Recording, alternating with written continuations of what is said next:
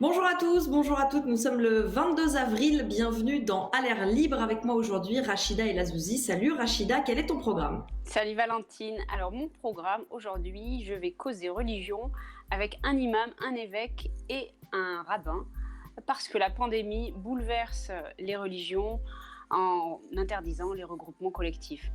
Alors que le ramadan, d'ailleurs, commence ces jours-ci. Ça promet d'être une discussion intéressante. À tout à l'heure, Rachida. Dans la première partie, parole à celles qui sont en première ligne, les femmes, partout, pour faire tenir le pays pendant cette crise, mais invisibles et sous-payées. Pourquoi? On ira ensuite aux États-Unis où les locataires à bout de ressources, à cause de cette crise, font la grève des loyers. La Minute Détente nous est offerte par Maurice Barthélémy, qu'on ne présente plus. On ne présente plus non plus Usul et Cotentin dans les confinautes. Je vous rappelle les deux adresses où vous pouvez nous écrire: alerlibre@mediapart.fr pour vos témoignages et covid@mediapart.fr pour vos infos et documents d'intérêt général. À l'air libre numéro 26, c'est parti.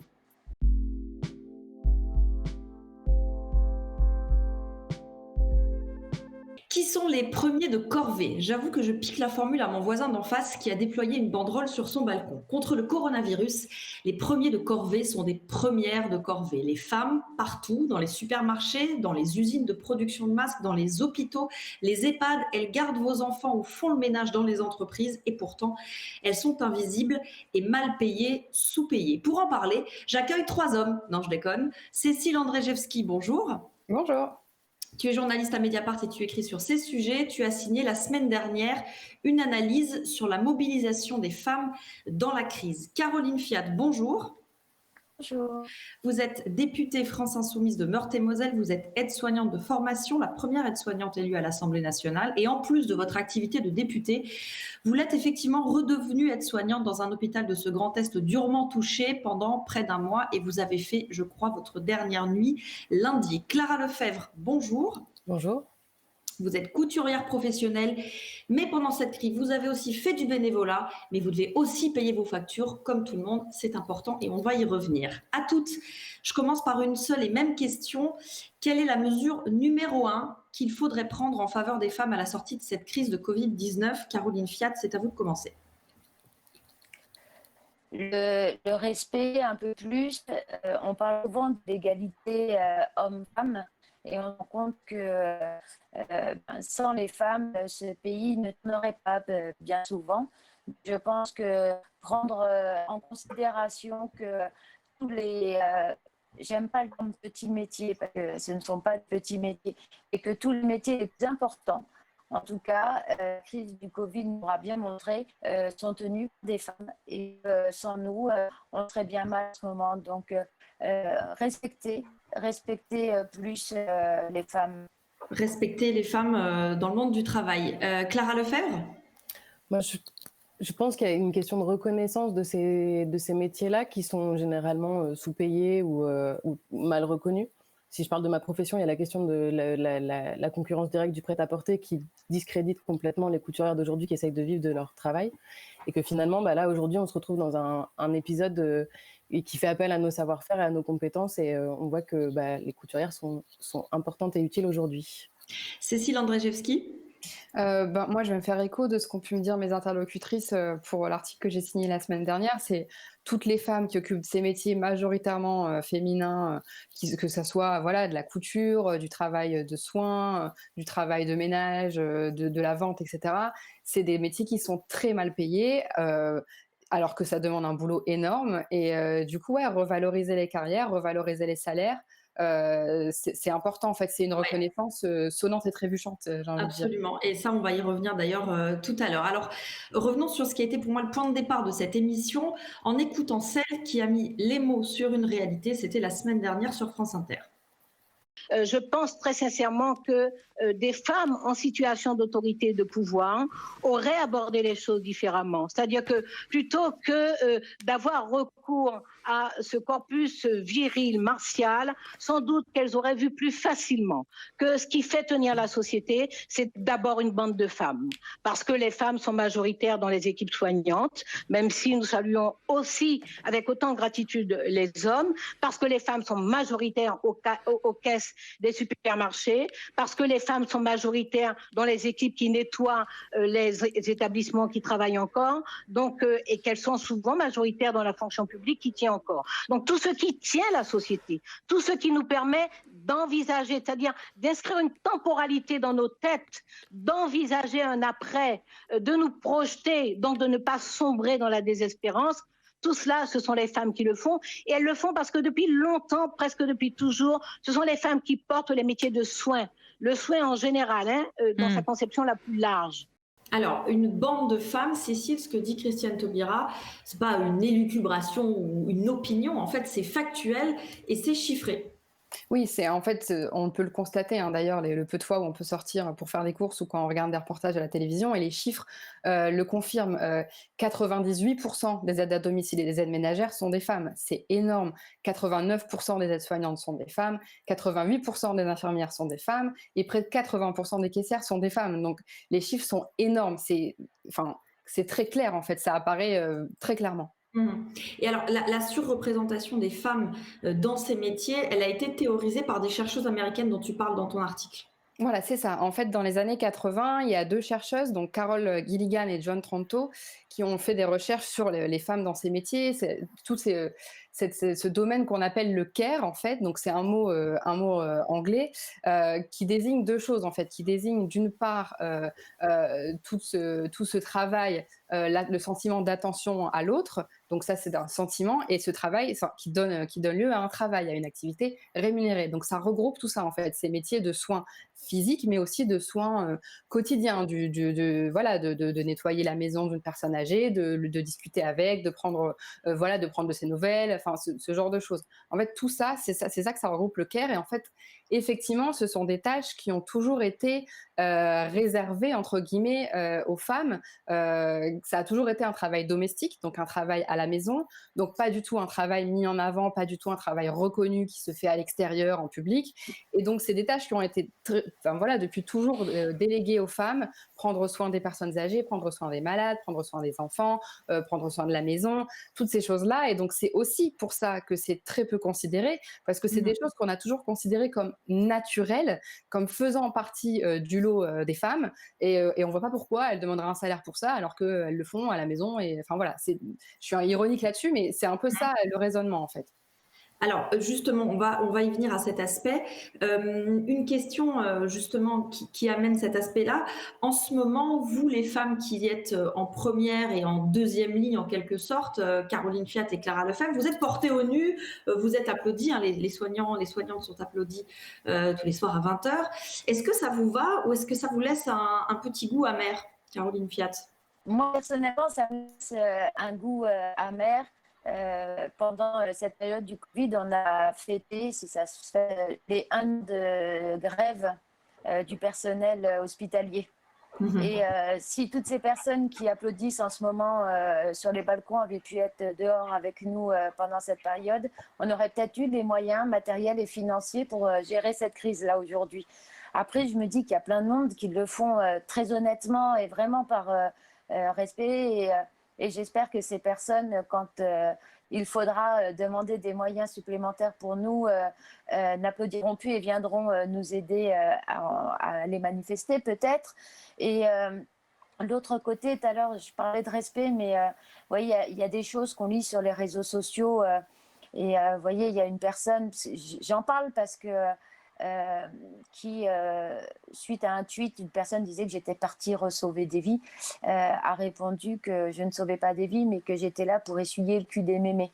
C'est manque de respect, parce que ces métiers souvent faits par des femmes ne sont pas respectés du tout. Et voilà, j'espère que les gens qui applaudiront sur le balcon sauront respecter notre travail. Et même si par moment, nos métiers, c'est faire d'échanges, c'est aussi prendre soin de la personne. Et toutes ces personnes qui ont des mots si dégueulasses, je suis désolée, c'est vulgaire, mais c'est vraiment, il n'y a pas d'autre mot. par rapport à notre profession, je leur demande qu'une chose, c'est s'ils sont en train d'applaudir à 20h, bah, qu'ils arrêtent. Et si un jour ils vont à l'hôpital, et ben surtout qu'ils se débrouillent par eux-mêmes et qu'ils aient le courage de dire j'ai pas besoin d'une aide-soignante. Alors, il y a effectivement ces débordements et cette absence de considération, de respect élémentaire dont vous parlez, mais il y a aussi, comme je le disais, une espèce de considération exceptionnelle que la société accorde aujourd'hui aux aides-soignantes, aux caissières, aux couturières, qui existaient avant hein, et qui existeront après. Comment faire pour que cette considération que la société a exceptionnellement pour vous aujourd'hui continue demain? Clara Lefebvre? Alors, moi, en tant que couturière, c'est encore un peu différent, mais effectivement, moi, alors, je vais décaler un peu de votre question, mais pour le coup, il y a ce truc d'un élan de solidarité spontanée, je pense, dans le corps des couturières, dans la communauté des couturières, peut-être aussi associé à une forme de naïveté quant à la quantité de masques à produire, parce que je pense que très vite, quand on a entendu parler de pénurie de masques, il y a une mobilisation un peu générale en se disant j'ai une machine à coudre, j'ai du textile, ça peut peut-être servir. Je pense qu'on n'avait aucune idée de l'ampleur des commandes qui allaient suivre. J'ai vu là tout à l'heure que dans le Nord, il y a un organisme qui s'appelle Des Masques en Or qui a un peu pris en charge les commandes des hôpitaux. Ils en sont à 85 000 masques cousus par des bénévoles. Et donc aujourd'hui, je pense qu'il y a eu cet élan spontané alors qui rejoint peut-être aussi cette condition d'être une femme et qui est dans le soin, dans le care et qui prend en charge quand il y a besoin et qui spontanément propose ses services. Et finalement, notre mouvement spontané a été un peu rattrapé et le bénévolat initialement venant de nous a été repris comme étant tiens, c'est cool, c'est de la main-d'œuvre gratos, allons-y. Comme une norme, en fait. Voilà, comme une norme, exactement. Et du coup, ça s'est répété. Et là, il y a une espèce de ras-le-bol. Alors, moi, effectivement, j'ai écrit un post sur Facebook, mais c'était plus pour parler de mes états d'âme personnels. Mais je pense qu'il y a beaucoup de couturières qui se retrouvent dans ce que j'ai écrit parce qu'il y a cette espèce d'exploitation sans reconnaissance et c'est là-dessus, moi je trouve qu'il y a quelque chose de vraiment dramatique qui se joue, quoi. Alors justement, venons-en à votre post Facebook. Donc Clara, j'explique. Hein. Quand vous êtes couturière professionnelle, la couture c'est une reconversion, c'est une Madeleine de Proust. Vous avez appris à coudre avec votre grand-mère, c'est une passion. Vous avez dit oui sans réfléchir pour coudre bénévolement des masques aux soignants, mais vous avez aussi besoin de gagner votre vie, qui pourrait vous le reprocher. Ce que certains semblent oublier. Vous avez publié ce texte sur votre page Facebook, dont je lis un extrait. Est-il vraiment nécessaire de rappeler que tout travail mérite salaire? Est-il vraiment nécessaire de rappeler que nos ateliers, nos machines, nos matières nous coûtent de l'argent? Est-il vraiment nécessaire de rappeler que la couture, c'est un métier? Vraiment? Peut-être, oui, car semble-t-il, on attend de nous d'être de bonnes petites mains, de bonnes ouvrières, de bonnes femmes, d'être dans le don de nous, la générosité, le soin, la prise en charge. Et tant pis si ça nous coûte, tant pis si nos entreprises ne passent pas la crise, tant pis si on se fait mal, c'est pour le greater good. On ne demanderait pas cet effort à un homme, selon vous? Alors, je sais pas, parce que moi, j'ai pas fait de recherche là-dessus, mais il y a quand même ce truc.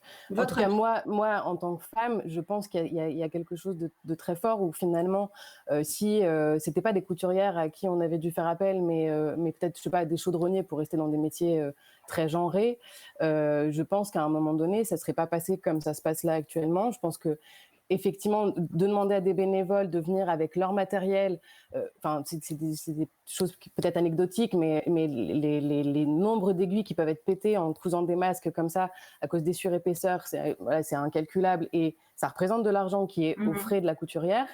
Et au final, je pense que si ça avait été un métier à majorité masculine, ça ne se serait pas passé comme ça. Et au final, moi j'ai un exemple un peu, alors je pense que l'enfer est pavé de bonnes intentions et que l'intention était bonne initialement, mais j'ai été remerciée de mon effort de guerre, comme on dit, par une médaille virtuelle. Alors moi, j'ai pas fait des masques pour recevoir une médaille, encore moins virtuelle. Et je vous avoue, quand j'ai reçu le mail me disant de me connecter à AirTrophy pour me féliciter, j'ai un peu ri cyniquement parce que j'ai du mal à croire que, vu étant un homme, on m'aurait remercié en me disant on veut t'offrir une médaille, avec quelque chose d'un peu infantilisant ou en tout cas patriarcal ou je ne sais quoi. Et effectivement, moi, ça me pose question. J'ai des doutes sur le fait que cette question-là aurait été traitée de manière similaire si le métier était plutôt masculin. Caroline Fiat, votre avis là-dessus?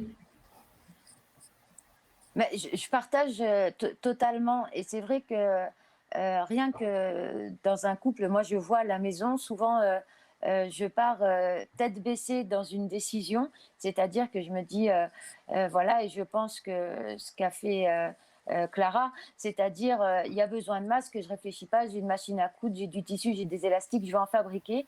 Et c'est vrai que moi, parfois, mon mari me regarde en me disant, mais voilà, peut-être que voilà, j'aurais été Clara, il m'aurait gentiment dit, bah voilà, un masque, ça t'a coûté tant et tu vas les vendre tant. Et que nous, on réfléchit pas à ça. Nous, si on peut aider, on le fait et sans idée. C'est pas pour faire du profit. C'est que on part dans un élan de solidarité sans forcément réfléchir à comment je peux faire du profit par rapport à ça.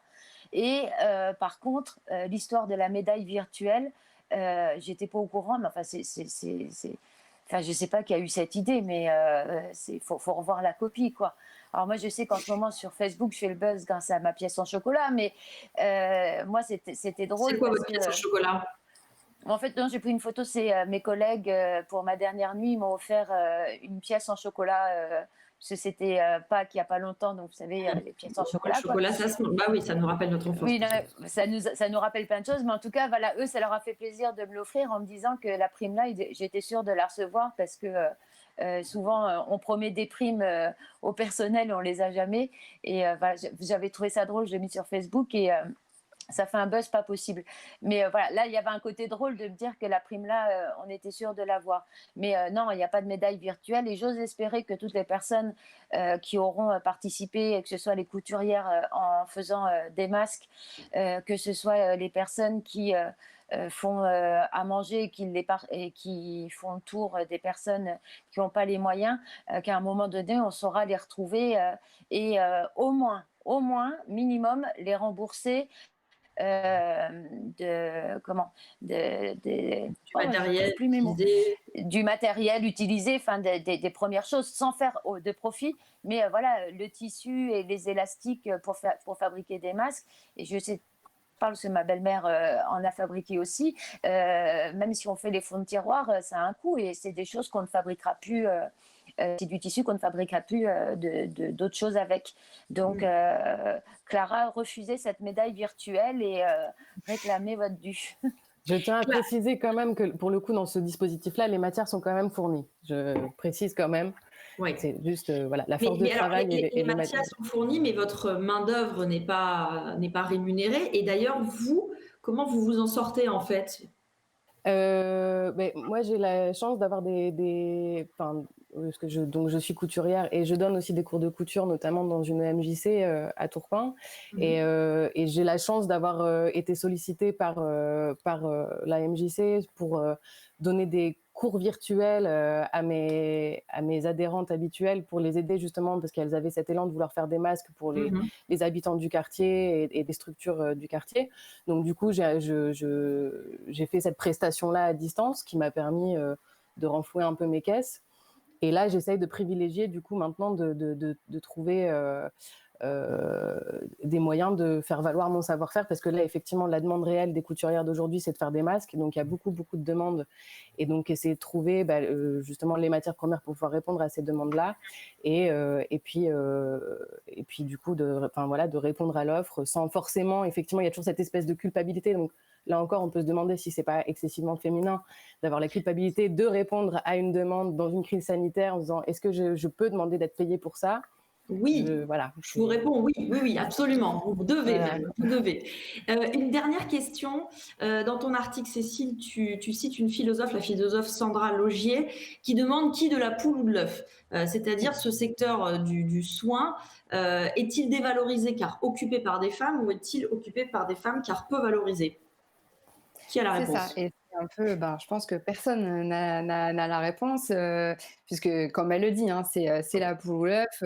De toute façon, c'est des métiers féminins, donc on va les regarder avec mépris, voire avec une certaine condescendance. Voilà, comme disait Caroline Fiat, vous lavez le cul des mémés. Oui, en fait, c'est complètement essentiel de laver le cul des mémés. C'est un travail de soin qui est essentiel, qui permet aux gens de vivre dignement et voilà, et qui n'est pas du tout. Quand on utilise ces mots-là, en fait, on affiche affichent un mépris pour quelque chose qui est indispensable en fait à la survie de la société. Et ça montre à quel point ces métiers ne sont pas reconnus. En fait, cette expression montre vraiment le chemin qui nous reste à parcourir. Et c'est pour ça que cette crise est intéressante parce qu'elle remet vraiment, elle remet ça au centre en fait. Elle remet les métiers essentiels, les emplois essentiels sont ceux-là. Et en fait, bah oui, la VQDMM, ça fait partie des choses dont on a besoin au quotidien et qui permettent aux gens de vivre correctement. Et comme disait Sandra Logier, voilà, il y a qui de la poule ou de l'œuf, est-ce que c'est aussi occupé par des femmes parce que peu valorisé? On ne sait pas. Est-ce que c'est occupé par des femmes aussi parce que c'est des métiers qui ont toujours été traditionnellement, des rôles qui ont toujours été traditionnellement préposés aux femmes, de s'occuper des autres, de soigner les autres. Dans tous les cas, voilà, il y a une crise en ce moment, on se rend bien compte que, comme disait Caroline Fiat tout à l'heure, sans les femmes, on ne tient pas.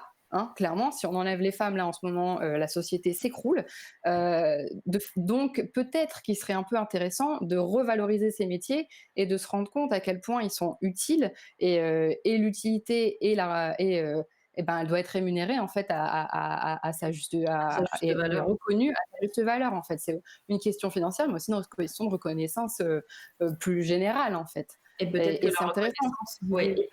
que la reconnaissance passerait par la valeur financière sonnante et trébuchante qu'on lui donne. En tout cas, peut-être un peu tard, on se rend compte, ce sera peut-être, j'espère, difficile de faire comme si ça n'existait pas. On se rend compte à la faveur de cette crise que ces métiers ont une immense valeur pour la société.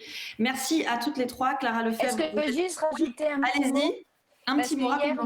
Oui, il y a un ministre qui a dit que les gens pourraient acheter des masques sur les grands discounters Internet. Non, les gens n'achètent pas sur les grands sites discounters Internet et des couturières de tous les quartiers de France. Achetez-leur directement, actionnez leur porte, donnez-leur combien ça vous coûtera. Vous verrez, plus sur votre porte, ça vous coûtera moins cher. Exactement, vous sonnez à la porte avec les gestes barrières ou vous écrivez à Clara pour lui acheter ses masques. Merci à toutes les trois. Clara Lefebvre, vous êtes couturière professionnelle et bénévole, je le précise aussi.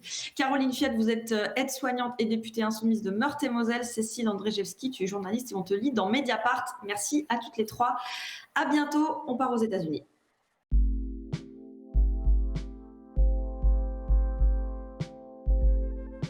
Comment payer ses factures, comment payer son loyer? On en a parlé à l'instant. Aux États-Unis, de nombreux citoyens ont perdu leur emploi. Des locataires à bout de ressources se rebellent. Pour en parler, Alexis Buisson, bonjour. Bonjour. Tu es notre correspondant aux États-Unis. Tu es basé à New York où tu as réalisé un reportage sur la grève des loyers qu'on peut lire là dès ce soir dans Mediapart. Et tout est parti d'une adresse, le 1234 Pacific Street. C'est où et c'est quoi?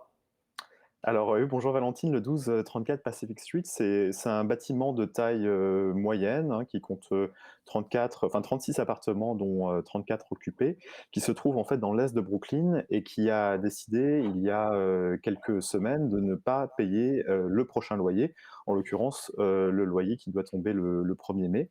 Donc les différents locataires qui font partie d'une association de locataires se sont regroupés, se sont mobilisés pour tenter de convaincre leurs voisins de ne pas payer, de ne pas faire ce versement. Alors, c'était plus ou moins facile. Il y a des locataires qui tout simplement ne peuvent pas payer parce qu'ils n'ont plus les moyens, ils ont perdu leur travail et donc ne peuvent tout simplement pas faire ce règlement le 1er mai, mais il y a d'autres qui ont été convaincus de le faire, de ne pas verser leur loyer par solidarité. Et voilà, donc ces voisins, ces locataires se sont mobilisés, ils ont frappé aux portes, ils ont laissé des messages sous les portes, ils ont eu des conversations avec leurs voisins par Zoom ou tout simplement par porte interposée en restant dans le couloir. Et donc voilà, on réussit, il semblerait, à convaincre la majeure partie des locataires dans ce bâtiment de ne pas donc régler leur loyer dans une semaine. Alors, pour cette lutte et ce mouvement, il y a un hashtag, le hashtag Cancel Rent, qu'on peut traduire par annuler les loyers, qu'on voit ici. Est-ce que cette grève des loyers, elle dépasse l'échelle de cet immeuble, elle dépasse l'échelle de la ville? Et est-ce que ça peut prendre? Oui, alors tout à fait, on voit des grèves similaires hein, se préparer dans différentes villes américaines. C'est le cas à Los Angeles, à San Francisco, où les loyers sont très élevés. Ils sont Mm. aussi, comme à New York, en forte augmentation hein, depuis plusieurs années. À Miami aussi, j'ai vu encore ce matin que il y avait une association de locataires en Floride qui avait contacté 50 000 étudiants d'une université en Floride pour les encourager à rejoindre ce mouvement de grève. Donc on voit différents bâtiments, différentes villes où ces projets de grève commencent à faire florès. Alors, est-ce que ça peut prendre, c'est toute la question, hein, j'ai envie de dire, Valentine, parce que c'est facile, hein, en effet, de signer des pétitions, de dire qu'on ne va pas payer le loyer. Après, quand effectivement on reçoit la fameuse enveloppe du loyer où on doit mettre le chèque, où on doit faire le règlement en ligne, c'est un peu l'inconnu hein, pour l'instant. Les associations auxquelles j'ai parlé mettent en avant des chiffres assez impressionnants. Une association de locataires ici à New York qui dit que sa pétition a été signée par 95 000 personnes. Il y a une autre association qui est organisée au niveau national qui demande le gel et la suspension des loyers au niveau national, qui a reçu, elle, près de 2 millions de signatures. Donc, c'est des chiffres qui laissent penser que le mouvement sera important. Après, on en aura le cœur net, j'ai envie de dire, le 1er mai ou Après les le jours. 1er ou les jours qui suivent. Et alors justement, enfin, j'imagine aussi que la réaction peut-être des autorités ou de la parole publique peuvent avoir un impact dans la réussite ou pas de cette grève des loyers. Comment est-ce qu'elles réagissent les autorités, là notamment à New York, le maire ou le gouverneur de l'État? Alors, ils ont été assez timides. On a l'impression qu'ils ont cherché à éviter la question.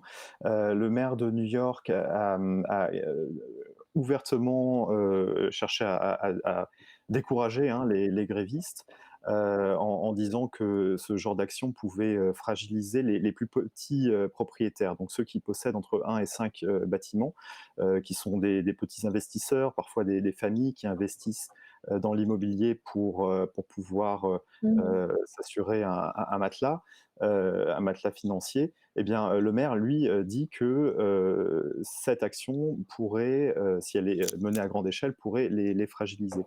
Donc, le gouverneur de New York, Andrew Cuomo, qui, lui, a décrété un moratoire sur les expulsions qui durera donc 3 mois. Il l'a fait fin mars et pour lui, c'est une manière, enfin c'est sa manière de régler en quelque sorte ce qu'il appelle le problème du loyer. Donc il estime que ça suffit, mais ce n'est pas le cas de beaucoup d'associations de locataires qui disent que les expulsions de personnes qui ne payent pas leur loyer pourraient reprendre de plus belle à l'expiration de ces 3 mois de moratoire. Donc on a envie, les associations ont envie attendent plus en tout cas des pouvoirs publics. Ils attendent des actions plus tranchées, plus claires. Et pour l'instant, On ne sait pas trop si ça va arriver, quoi. on ne sait pas trop si ça va arriver, absolument. Alors, cette grève des loyers, c'est un mode de mobilisation qu'ont déjà connu pardon, les États-Unis au XXe siècle, au siècle dernier.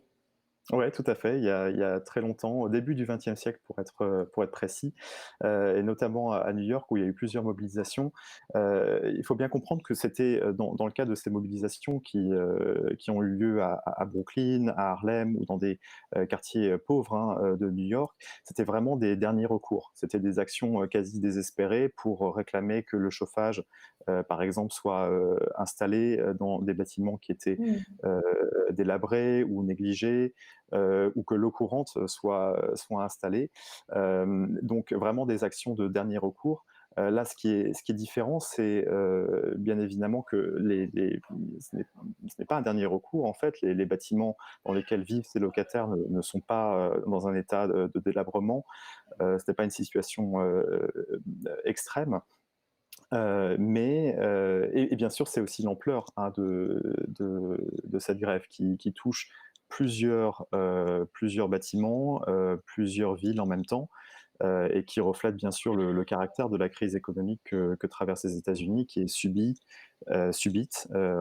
qui est de grande ampleur et qui est sans précédent dans Et qui l'histoire de reflète l'humanité. aussi je dirais le système d'aide ou pas d'aide, justement. Est-ce que les gens touchent du chômage ou pas? Est-ce qu'il y a une espèce de filet de sécurité? Et il y en a moins aux États-Unis, en tout cas bien moins qu'ici en France. Autre sujet avant qu'on se quitte, qui n'a rien à voir avec la grève des loyers, mais qui est aussi une conséquence de cette épidémie de Covid-19. On a parlé des femmes en première partie d'émission. Aux États-Unis, dans certains États, des élus en profitent pour restreindre le droit à l'avortement. Oui, tout à fait. Alors, c'est des élus républicains, c'est des États républicains dans le centre des États-Unis. Il y a un exemple qui sort un peu du lot, si je puis dire, c'est celui du Texas, où les avortements ont été très largement restreints par le gouverneur républicain en place, Greg Abbott. Il a décidé, en fait, fin mars, il a décrété que les cliniques d'avortement n'étaient pas des activités essentielles, où les avortements ne représentaient pas des opérations médicales essentielles, et a donc utilisé en quelque sorte la situation pour faire fermer les cliniques d'avortement. Et bien sûr, ça a créé une situation dramatique pour les femmes sur place qui ont dû se sont retrouvées à devoir faire plusieurs heures de route pour aller dans un autre État, parfois 10 heures, 12 heures de route pour faire une interruption volontaire de grossesse dans des conditions difficiles en plein Covid, donc s'exposer au virus, en plus bien sûr des conséquences dramatiques que peut avoir ce genre d'expérience. Et donc, alors, il y a eu plusieurs allers-retours devant les tribunaux. Là, aujourd'hui, la situation s'est un peu améliorée. Seules les cliniques qui pratiquent des avortements médicamenteux, donc par la prise de pilules, sont autorisées à rester ouvertes, mais aujourd'hui encore, l'avortement demeure très restreint au Texas, et bien sûr avec de nombreuses conséquences à la clé pour les femmes texanes. Eh ben, c'est une sacrée atteinte aux droits des femmes. Merci Alexis Buisson, tu es notre correspondant aux États-Unis. Ton reportage sur la grève des loyers est à lire ce soir dans Mediapart dans un grand ensemble sur ce sujet qui nous emmène en Espagne également et en France. À bientôt Alexis. Merci Valentine, à bientôt. Il nous faisait rire avec les Robins des Bois. Il nous offre aujourd'hui la Minute Détente. Maurice Barthélémy s'est inspiré des vieilles pubs dans les cinémas pour imaginer la promo d'un restaurant sous confinement.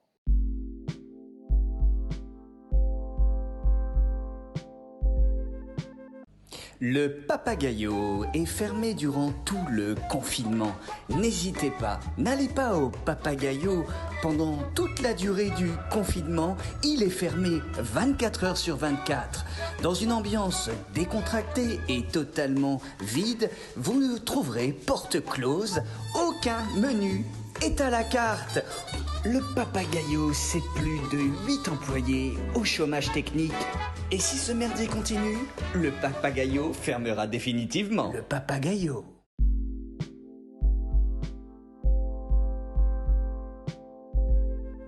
Merci pour cette minute détente. Place maintenant à la seconde partie de notre émission à l'air libre. Elle est consacrée aux religions qui sont mises à l'épreuve comme jamais avec la pandémie, notamment les rassemblements collectifs qui sont interdits. Nous allons en parler avec 3 théologiens, 3 figures de l'islam, du catholicisme et du judaïsme. Bonsoir à tous les 3. Mohamed Bajrafil, vous êtes... Bon. Allô ? Bonsoir.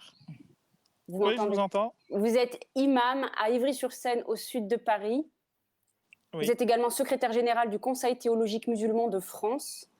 Haïm Corsia, bonjour. Vous êtes le grand rabbin de France.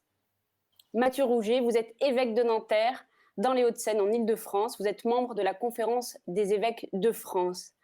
La religion, c'est ce qui relie. Comment rester relié quand le confinement, le virus sépare, confine dans les appartements, les maisons, les croyants? Alors, Mohamed, je me tourne vers vous. Dans quelques jours, c'est le Ramadan. Il y a eu la Pâque juive, la Pâque chrétienne qui se sont déroulées sous confinement. Vous nous raconterez comment ça s'est déroulé, Haïm Corsia et Mathieu Rouget. Mais vous, Mohamed, le Ramadan démarre ce vendredi 24 avril. Comment on se prépare à vivre ce pilier de l'islam en quarantaine? Je rappelle qu'en France, ça va concerner plus de 5 millions de personnes qui sont musulmans, l'islam étant la 2e religion de France. Alors, d'abord, je souhaite bonne fête de Pâques à nos frères chrétiens et juifs. Et Merci. j'espère que leurs prières seront exaucées pour que très rapidement nous sortions de cette pandémie. Pour ce qui est du Ramadan, alors le Ramadan a deux particularités. La première, c'est que à l'heure de la rupture, les gens se retrouvent en famille, donc ça ne va pas être le cas pour beaucoup. Et l'autre, c'est qu'il y a des prières nocturnes qui rassemblent pas mal de personnes. Et comme dès le début, nous avons appelé à ce que les mosquées soient fermées en répondant aux exigences de nos autorités, pour des raisons de santé que tout le monde connaît, eh bien, ces prières-là ne pourront pas non plus avoir lieu. Et c'est les maisons qui vont servir de mini-mosquées pour chaque famille. Et ce sera l'occasion pour que tous, chacun avec sa famille, se retrouvent. Et ce sera très bien. C'est sans précédent. Je pense notamment à la Mecque qui est vidée de ses fidèles, qui est donc le lieu le plus saint de l'islam. Est-ce que c'est inédit? C'est la première fois? Non, alors justement, c'est une idée qui se répand chez certains catastrophistes qui pensent que c'est la fin du monde parce que la mosquée de la Mecque, par exemple, est fermée. Dans l'histoire, il y a eu plus de 40 fois où le pèlerinage, par exemple, n'a pas pu avoir lieu parce que les lieux saints, soit pour des raisons de maladie, soit pour des raisons politiques, parce que la politique est toujours proche de ces questions. Le pèlerinage a tout simplement été annulé et même la pierre noire de la Mecque avait été volée pendant 22 ans. Donc, ce n'est pas une première et ce n'est pas la fin du monde. Donc, il faut prendre les choses avec philosophie. Haïm Corsia, vous avez célébré la Pâque juive il y a peu. Comment vous vous êtes adapté à ce confinement, à cette situation inédite? En fait, on s'adapte. Et c'est ça qui est formidable. Les familles ont accepté de ne pas se retrouver et les personnes seules sont restées seules et on a dépassé cette question. Et en même temps, on a réussi peut-être à vivre Pâques, enfin Pessah en hébreu, de la façon la plus juste qui soit. C'est-à-dire que Pessah, c'est le rappel de la libération d'Égypte. Et c'est donc le sentiment d'être enfermé en Égypte et d'espérer cette libération. D'une certaine manière, on a tous été enfermés, même si ce n'était pas du tout la même chose. Mais c'est le principe, le symbole. Nous étions enfermés et on a espéré cette libération.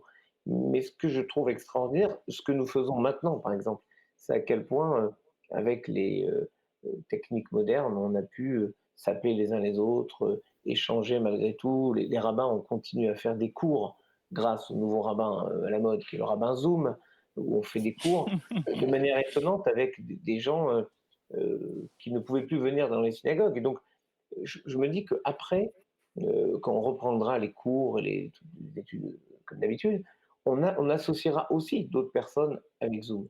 Donc, finalement, vous voyez, de chaque moment compliqué, on apprend quelque chose. Et si on apprend quelque chose, si on en tire une expérience, on n'est pas victime des choses et c'est ce qui est le plus important, je crois. Mathieu Rouget, alors racontez-nous la Pâque chrétienne. Alors on a encore en tête les images impressionnantes de cette place du Saint-Pierre du Vatican qui est vide, avec le pape qui est seul, qui domine cette place, alors qu'habituellement c'est noir de monde pour Pâques. Comment vous vous êtes adapté, comment vous faites pour que la prière, qui est un temps si important, le reste, malgré que les gens soient isolés, ne puissent pas se regrouper? Alors d'abord, je suis un peu étonné parce que Haïm Corsia vient de dire que Zoom était un rabbin. En fait, je croyais que Zoom était un évêque. Parce que nous, on a eu beaucoup aussi recours au rabbin, non pas au rabbin, mais tu vois, tu l'as dit.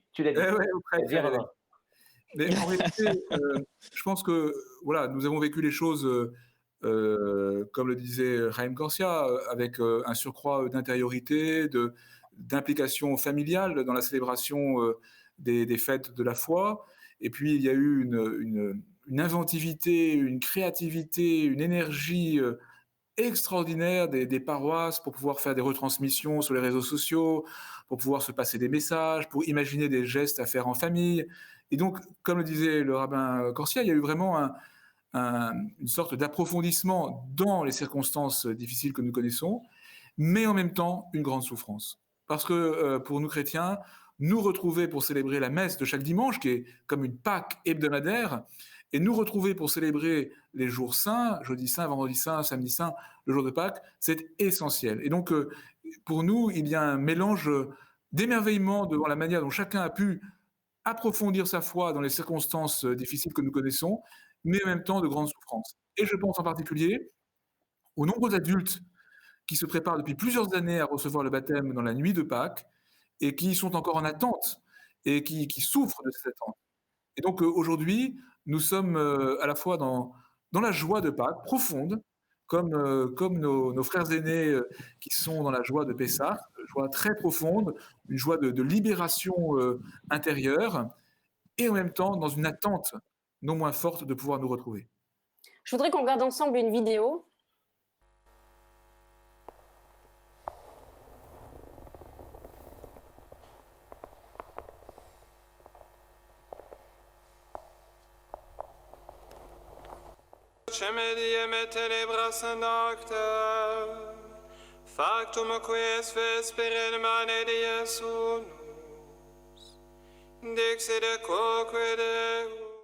Je ne sais pas si vous l'avez bien entendu, c'est un extrait de la messe pascale clandestine qui s'est déroulée dans le 5e arrondissement de Paris, dans l'église intégriste Saint-Nicolas du Chardonneret. Le prêtre a été verbalisé, mais pas les participants. C'est curieux, non, alors qu'on verbalise dans les rues les citoyens sans autorisation de sortie. Non, mais là, je pense qu'il faut quand même dégonfler cette baudruche.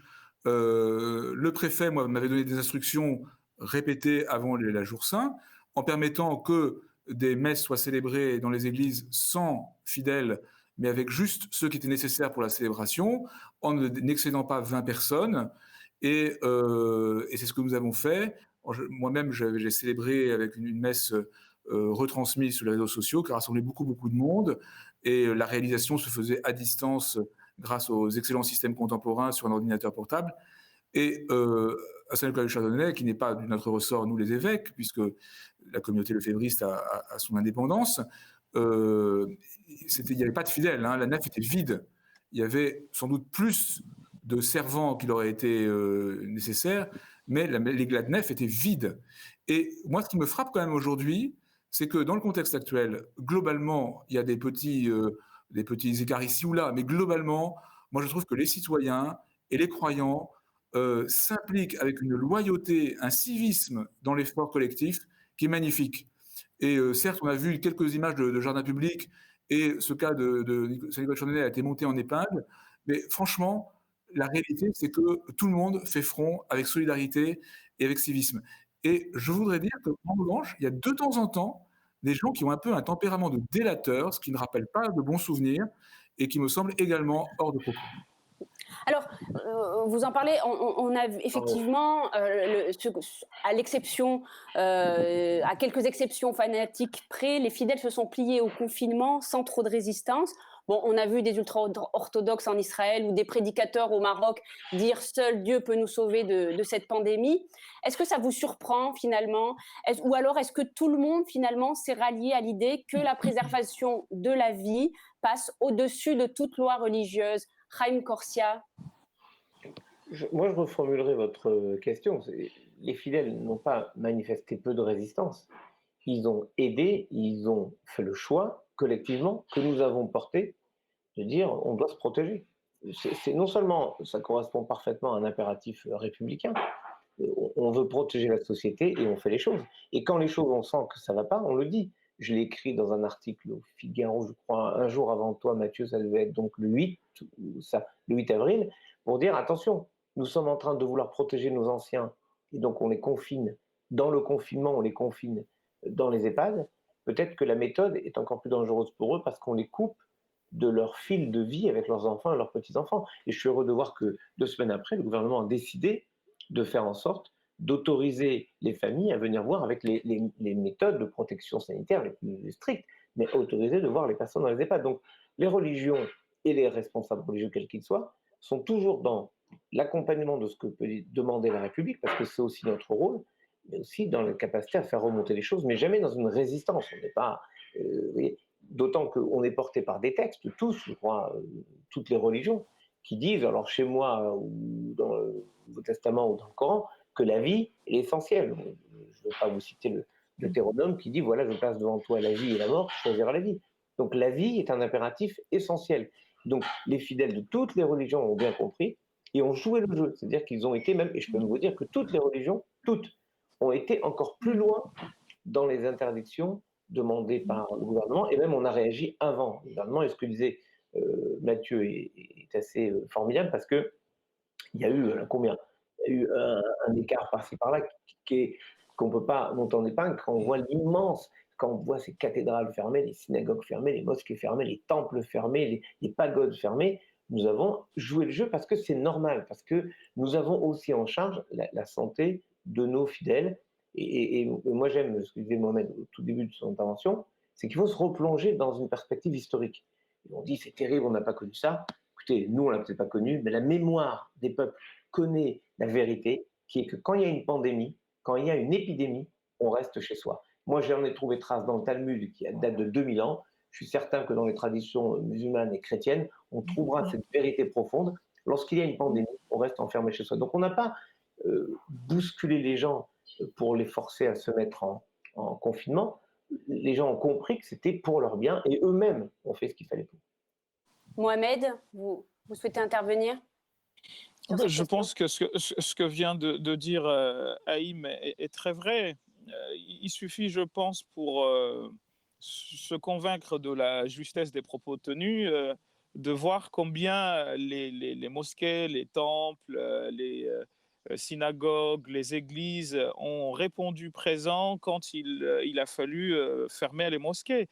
Fermer les églises, fermer les synagogues. Il n'y a eu personne. En fait, il n'y a pas eu de résistance. Mais dans notre pays, on a tendance à toujours mettre l'accent sur les trains qui arrivent en retard, alors qu'il en existe des centaines qui arrivent à l'heure. Je pense qu'il est temps, dans cette période difficile, de mettre l'accent, de mettre en valeur ce qui va et chanter le bien et le meilleur. Je pense que ça ne veut pas dire, encore une fois, qu'on fera dans l'angélisme, mais ça nous aidera à triompher de cette pandémie. Alors, on a parlé du rabbin Zoum, on a parlé de l'évêque Zoum. Vous, Mohamed, j'ai vu que vous faisiez des prêches le vendredi sur Facebook en direct. Alors, on est dans votre jardin, on a un fond sonore, ce sont les oiseaux. C'est ça la réinvention de la religion sous pandémie, sous Covid-19 aujourd'hui. C'est plus 6000 fidèles le vendredi à la mosquée d'Ivry. Oui, mais c'est une autre manière, en effet, de se rencontrer. C'est assez bizarre, c'est assez paradoxal, parce que généralement, quand on aime, on cherche à être à côté des personnes que l'on aime. Mais ça me rappelle une phrase de Sandra Ars qui disait dans un de ses poèmes, quand on aime, il faut partir, quitte ta femme, quitte tes enfants. Et le but, c'est pas de partir définitivement, mais plutôt de pouvoir se rendre compte de leur importance. Et en vivant les uns séparés des autres, comme le prêtre le disait tout à l'heure, eh bien, on vit une souffrance, mais une souffrance d'amour, en fait, être en chagrin d'amour.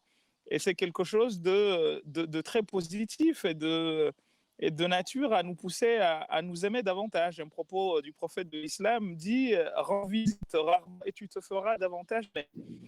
Donc, en étant loin les uns des autres, eh bien, on apprendra très certainement à mieux communiquer lorsque nous nous retrouverons physiquement. Et c'est vrai, le vendredi, j'essaye je ne suis pas le seul, hein, l'imam Zoom aussi existe. Donc finalement, les trois religions et les autres se sont adaptés.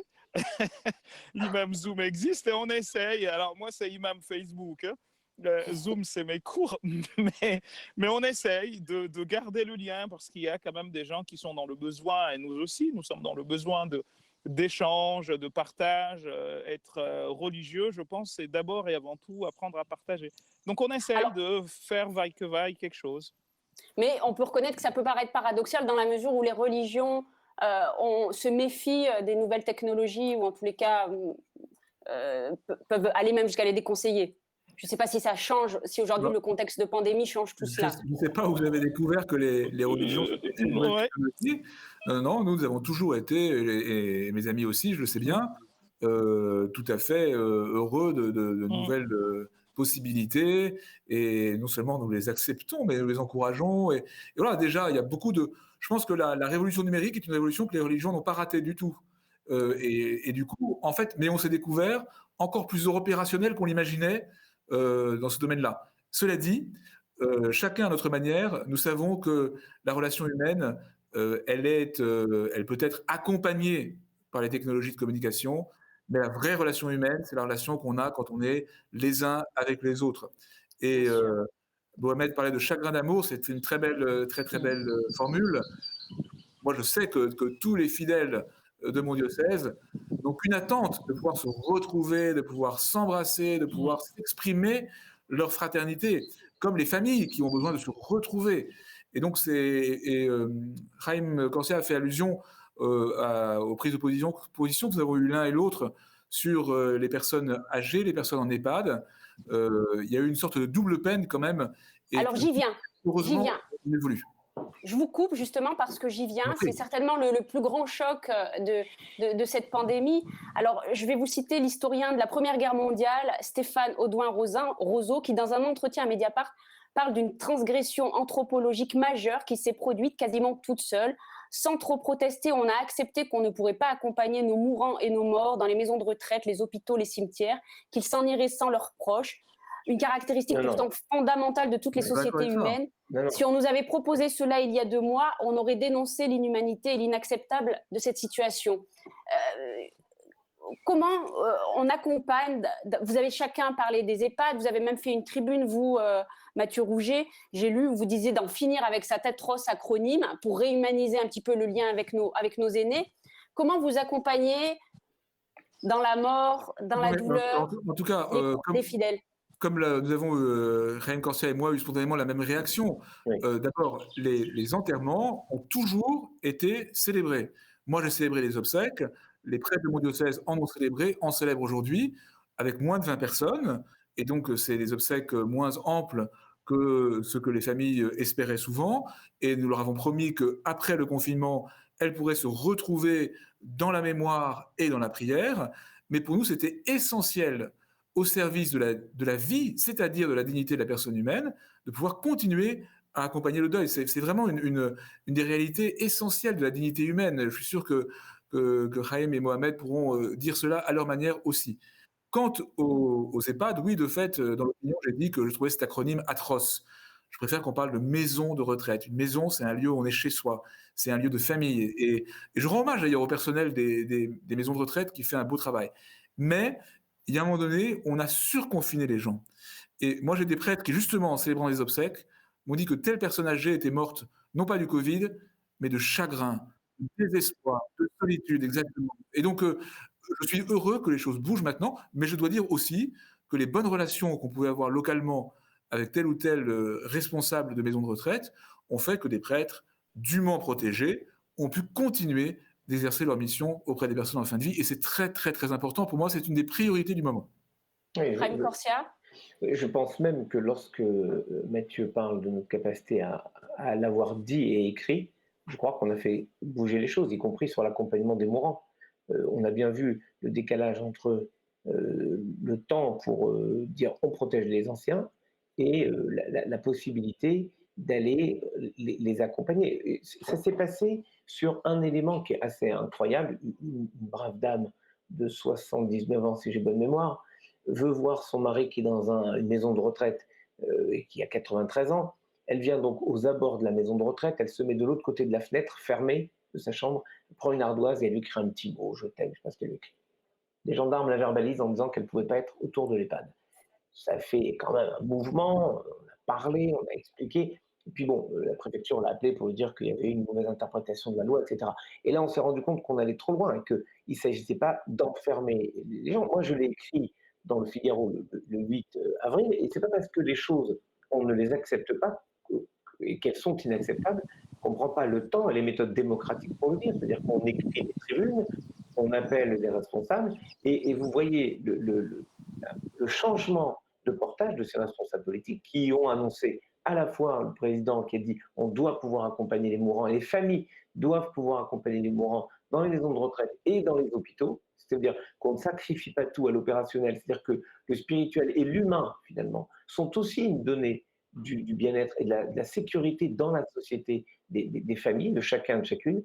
Et puis, pour les maisons de retraite, la possibilité pour les familles d'aller les voir parce que c'est le seul fil qui les rejoint, qui les relie à la vie. Et oui, je pense qu'il y a eu un décrochage de beaucoup de personnes qui ne sont pas mortes du Covid, mais qui sont mortes du sentiment d'abandon. À quoi vivre si c'est juste pour vivre sans avoir aucun lien? Et donc, c'est une question impensable. Je connais quelqu'un qui a été, de sa maison de retraite, a été envoyé en hôpital avec le Covid, qui a réussi à s'en sortir. Quand il a réussi à en sortir de l'hôpital pour rejoindre sa maison de retraite, son fils, qui était venu du bout du monde, a voulu le voir, et on l'a empêché de le voir. Il a pu l'entreapercevoir à travers les vitres de l'ambulance, c'est pas possible. Donc, au bout d'un moment, il faut juste dire, l'humanité l'emporte. Et moi, je suis fier d'être citoyen d'un pays où, au bout du bout, l'humanité l'emporte toujours. Mohamed Bajrafil, il y a une problématique terrible aujourd'hui qui se pose aux musulmans, c'est qu'il y a une impossibilité de rapatrier les corps dans les pays d'origine pour de nombreux immigrés qui décèdent du Covid ou de toute autre chose.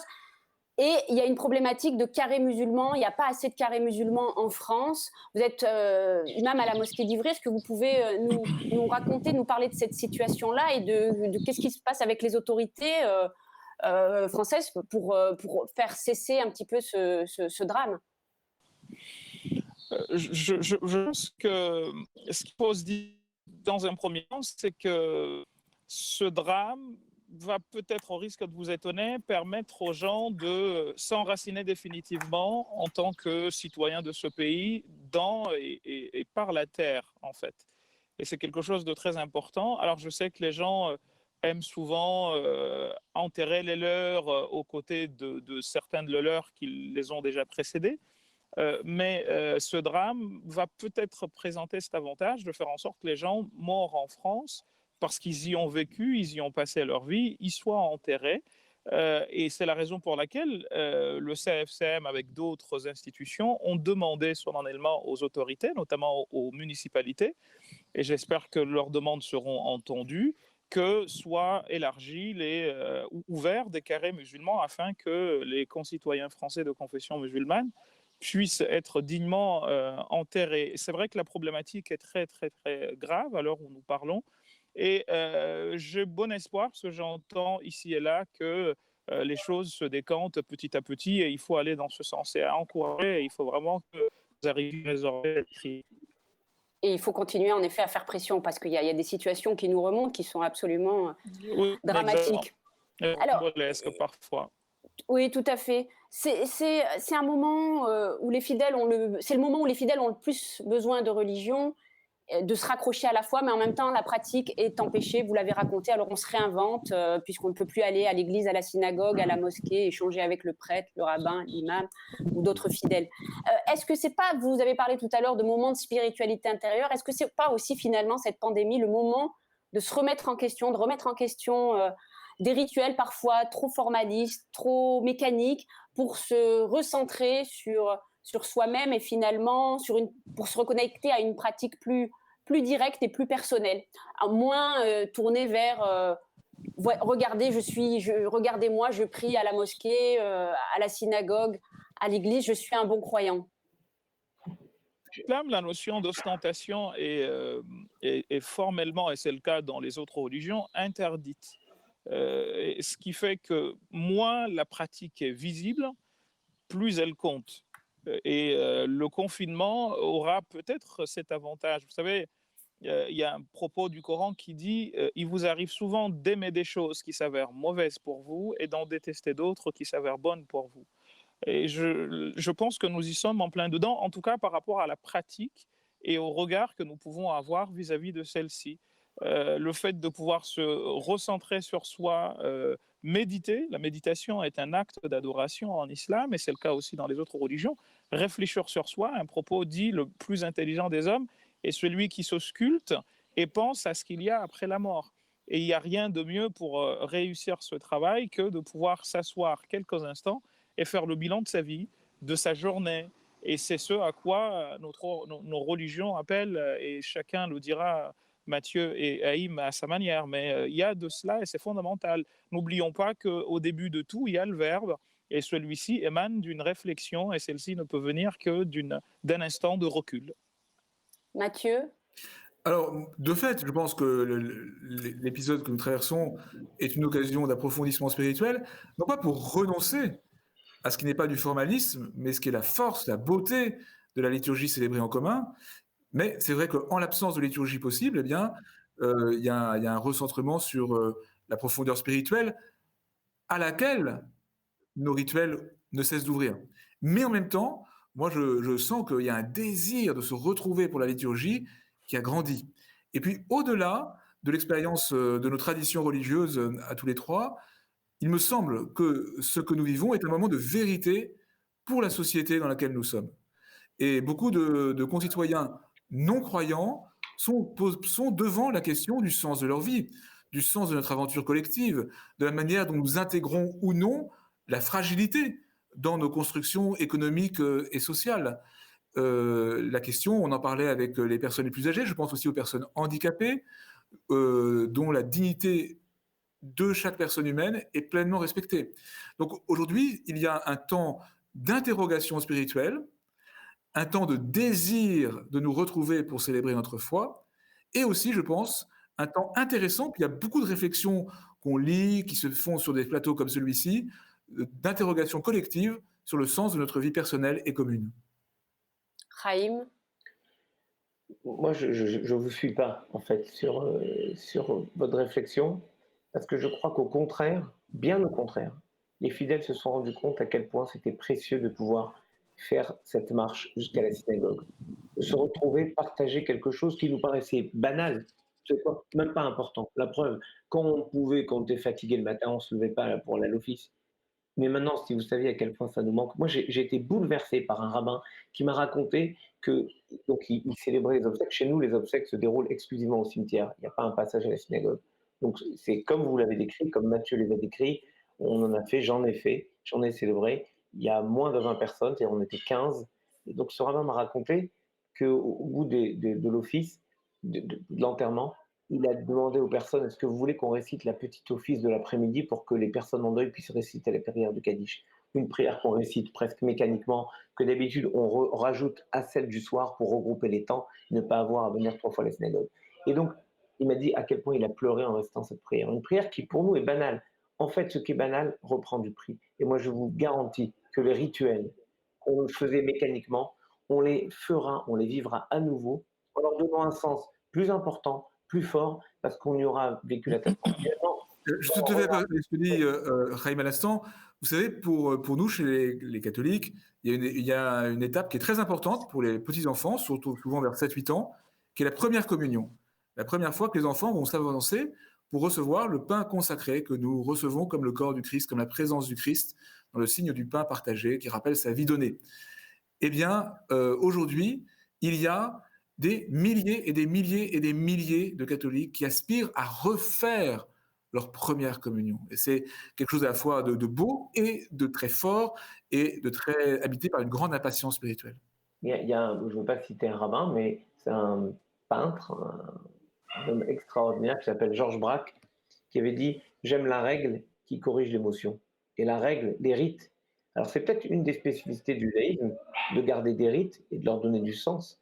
Mais ces rites, c'est vrai qu'on va les habiter différemment après le confinement, mais on gardera ces rites parce qu'on voit à quel point ils nous gardent.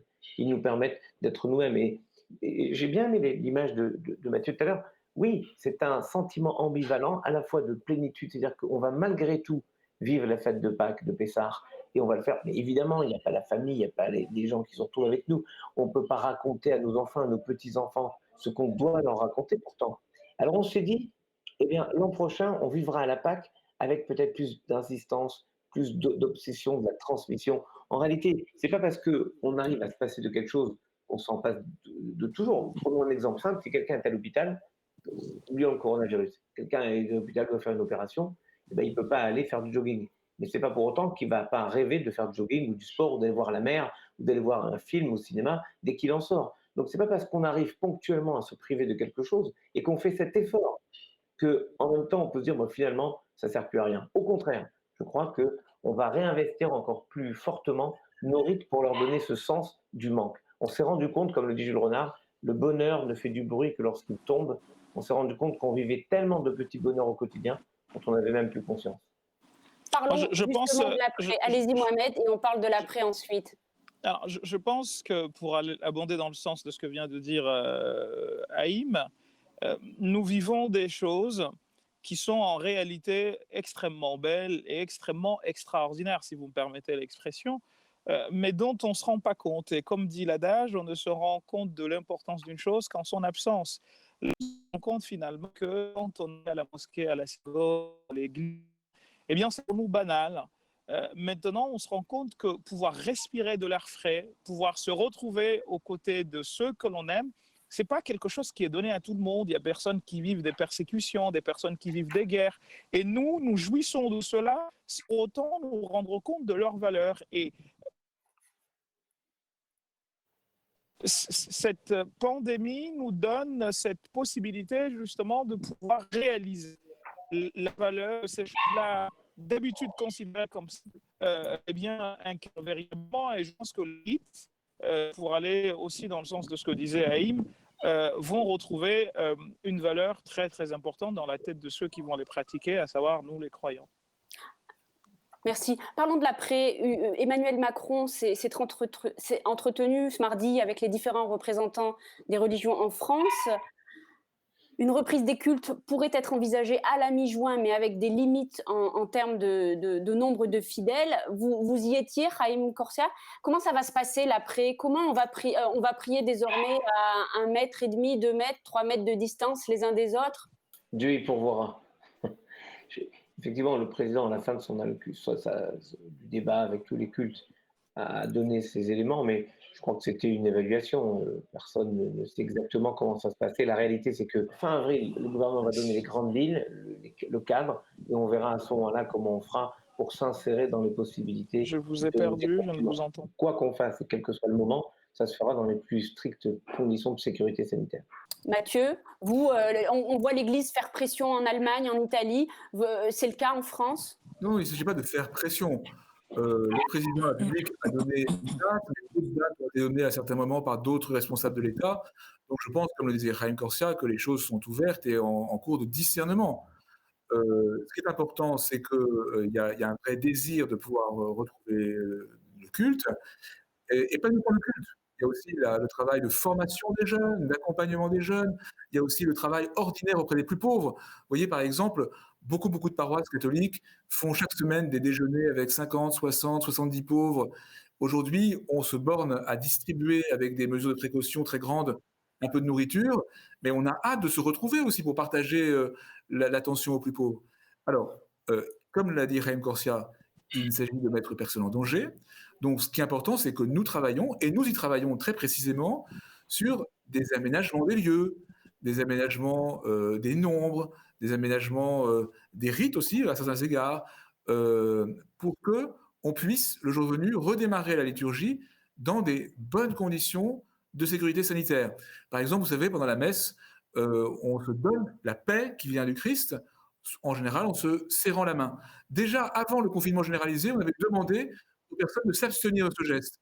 Donc, on est prêt à faire toutes sortes d'aménagements, mais je trouve que ce serait un peu incompréhensible que les écoles puissent rouvrir, que les transports en commun se remplissent d'employés, que les bureaux puissent fonctionner et que les lieux de culte n'aient pas la possibilité d'être ouverts, en tout cas pour ceux qui le souhaitent, à condition de s'être mis d'accord avec le pouvoir public sur des conditions sanitaires précises.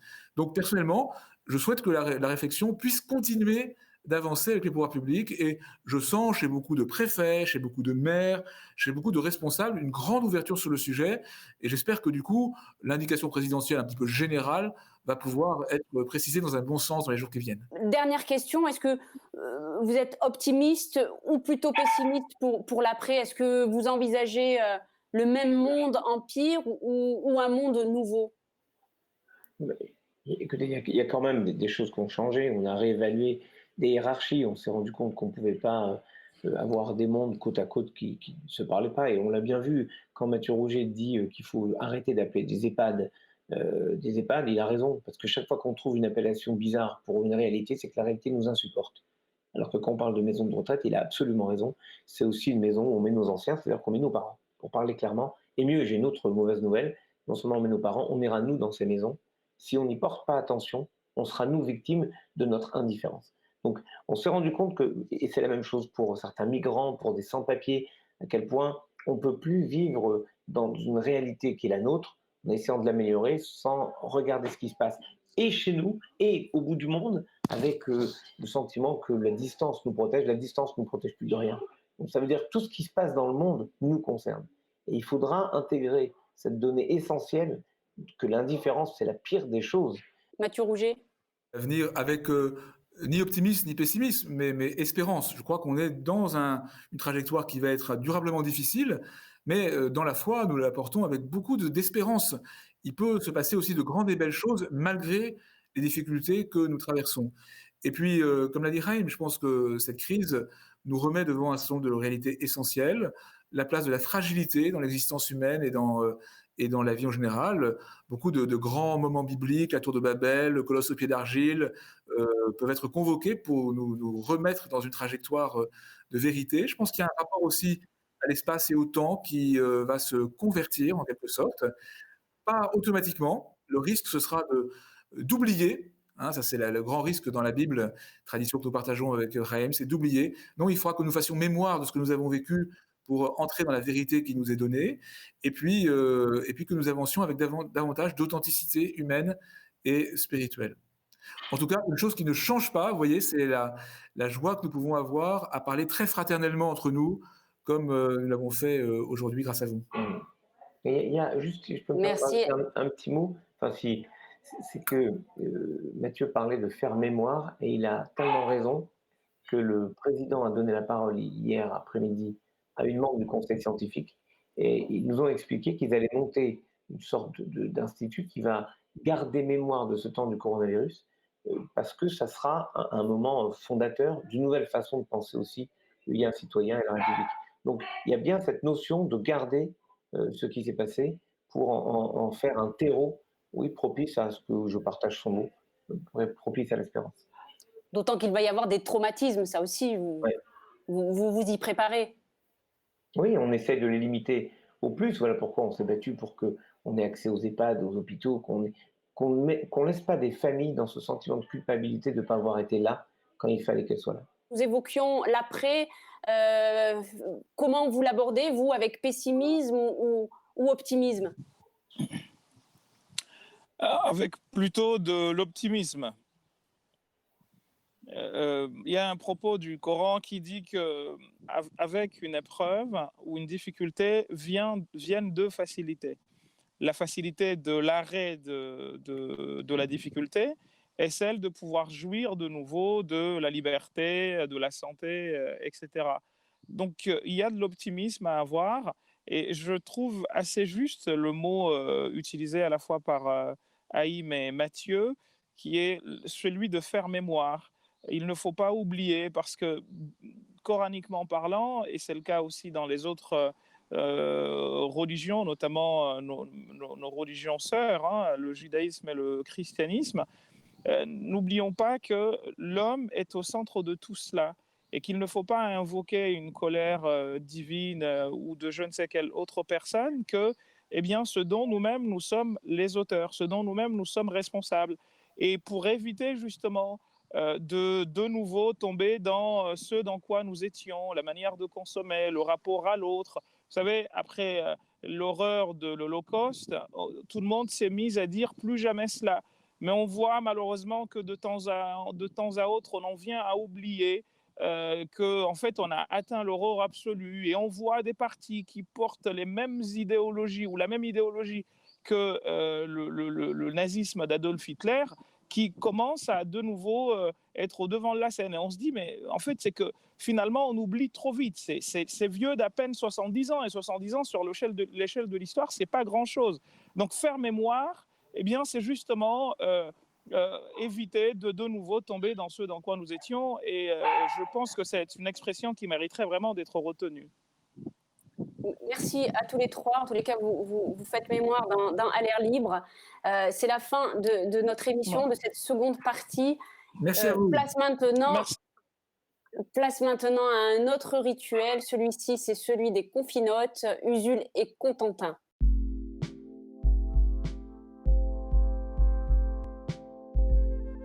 Tu m'entends? Ouais. Bon, la vraie question, c'est avec le déconfinement qui arrive, quand est-ce qu'on arrête les confinotes? Bah le 11 mai, non? Enfin, ça dépend de ce que dit le gouvernement. Puis ça dépend aussi de Mediapart. Est-ce qu'à l'air libre, ça va continuer après cette date? Est-ce qu'on aura un déconfinement par région? Il y a plein de critères, en fait. Ouais, et puis surtout, est-ce que je vais pouvoir reprendre mon activité principale? C'est ça le... Tu veux dire les tournages d'OLG? Je veux dire les bars. Quand est-ce qu'ils rouvrent?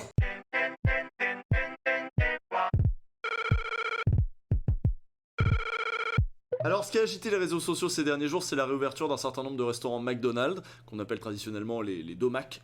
Non, personne dit domac. Si, tout le monde dit domac, comme dans l'expression viens, on va au domac, ou on se ferait pas un petit domac. Tu sais ce qui passerait bien là? Un domac. Ah mais c'est bon, j'ai compris. Ouah, j'ai vomi dans les poubelles du domac. Tout le monde dit ça. Vous avez sans doute vu ces images de voitures qui attendent pour commander au drive des quelques McDo qui ont réouvert. Non mais là c'est pas possible, tu fais pas d'effort. Au drive des quelques domac qui ont réouvert. Les internautes étaient affligés de voir autant de monde se presser pour bouffer des burgers tièdes. La tête d'homme, tout ça c'est pour le McDo, wesh. Mais non. Mais non, wesh. Toute la queue pour le McDo, wesh. Alors les burgers tièdes, je sais faire ça chez moi, hein. Moi je sais pas faire par contre les Big Mac tièdes, parce que les Big Mac tu les trouves où? Au domac, c'est bon. Bah non, mais voilà, faut le dire. Moi je comprends, il y a des gens, leurs parents, ils les emmenaient une fois par mois quand ils allaient au centre commercial, ils allaient où? Ils allaient au domac, du coup ça leur rappelle l'enfance. Ou même l'adolescence, quand tu squattais avec tes potes, vous étiez trois, vous preniez des cheese à 1,50€. Il y en a, ça leur rappelle plein de souvenirs le domac, il y a un truc d'attachement. Il y a cette vidéo là qui a pas mal circulé, on y voit un groupuscule d'influenceurs qui en peuvent plus parce qu'ils viennent de recevoir leur commande du domac. C'est à nous. Je viens juste de poster la story, il est venu en courant. Ouais, mais il y a de gros soupçons de publicité dissimulée, ce serait pas étonnant pour des influenceurs. Regarde, cet autre influenceur, Wesley Creed, a posté 2 photos en identifiant McDo et McDo Paris et en expliquant qu'on peut commander. J'ai du mal à croire qu'il s'agit pas d'une opération de com. Bah moi en fait je les crois d'autant plus que en fait c'est des influenceurs, donc quand ils font des trucs d'influençage ils le disent, c'est pas grave, c'est pas honteux pour eux. J'y crois vraiment moi que les gars là ils sont tout foufous juste parce qu'ils ont reçu leur commande et ça leur suffit. En fait je comprends même la queue de bagnole devant les drives parce que imagine une maman qui rentre du boulot, bah si elle est passée par le drive et qu'elle arrive avec un sachet de domac, mais c'est une héroïne. Ouais, mais si elle arrive avec un sachet d'héroïne... Ah c'est pas une domac, ouais ça marche pas, tu inverses pas tout comme ça. Bon, j'entends tes arguments raisonnables et mesurés, mais les conditions de travail des salariés, tu t'en fous? Bah non, moi-même je me ferais pas livrer de domac en ce moment. D'ailleurs j'encourage plutôt les gens à ne pas se faire livrer de domac. Particulièrement si vous êtes dans la région de Tours, abstenez-vous. Le franchisé du coin, il a laissé ouvert ses restos depuis le début du confinement. Il a forcé ses salariés à rester au travail sans aucune mesure de protection. Il a fait du chantage à l'emploi aux récalcitrants. Bref, c'est un sacré salopio. On a été forcé de venir travailler avec absolument aucune mesure de sécurité. Aucune. Je me sens révolté, écœuré, manipulé. Je me sens vraiment comme un bon que rien. Je dois obéir et si j'obéis pas, on joue sur la corde sensible, sur ma précarité, sur mon besoin d'argent. Est-ce qu'on peut faire du name and shame? Parce qu'en vrai on dit McDo, mais derrière c'est des patrons qui exploitent des restaurants. Quand on dit juste McDo, on n'a rien dit en fait. Oui, bah alors déjà on dit domac, mais ensuite oui, le franchisé de la région de Tours, celui qui a mis en danger ses salariés et ses clients depuis des semaines, bah il a un nom, il a une adresse. C'est ce vieux gars là, Bernard Simonauer, qui est très content de ses 10 millions d'euros de chiffre d'affaires annuel et qui voudrait pas que ça baisse pour une stupide histoire de sécurité sanitaire. Donc voilà, on va tenter une motion de synthèse. Nous-mêmes on comprend complètement que un domac ça fait du bien, hein. Moi-même je suis un peu addict, j'avoue, l'arrêt de la gamme royale ça a été un drame personnel, team de luxe, mais il y a des salariés qui ont parlé de leurs conditions de travail, qui ont essayé d'opposer des résistances. Il y a eu des témoignages de salariés, même sur Twitter, comme celui-là qui répond à un des influenceurs dont on parlait plus tôt. Ça va, ça te gêne pas trop que je risque ma vie en prenant le métro plus bus pendant 45 minutes matin et soir, tout ça pour combler ton petit manque personnel? Donc du coup, la ligne politique du parti de nous deux, c'est premièrement, il faut défendre les salariés et leur sécurité, et deuxièmement, il faut pas shamer les gens qui kiffent McDo parce que c'est un peu du mépris de classe. D'ailleurs, moi-même, j'allais souvent au Quick quand j'étais ado. Ouais, non mais attends, par contre, le Giant, le Quick and Toast... Bah c'est bon le Quick and Toast. Ah, tu crois que ça va croustiller? En fait c'est mou, on dirait le PS au pouvoir. C'est vrai que ce serait con que les confinautes s'arrêtent. En plus, on se renouvelle. Là, regarde, on n'a pas parlé d'Animal Crossing, on n'a pas parlé de reprises musicales nulles de gens connus. Et Son Forget qui reprend Christophe, là. Vraiment, faut pas qu'on en parle? Que ce doux visage, comme une épave sur le sable mouillé. Ouais, non, faut pas qu'on en parle. De toute façon, je sais même pas quoi dire. Et j'ai pleuré, et oh, j'avais trop de peine.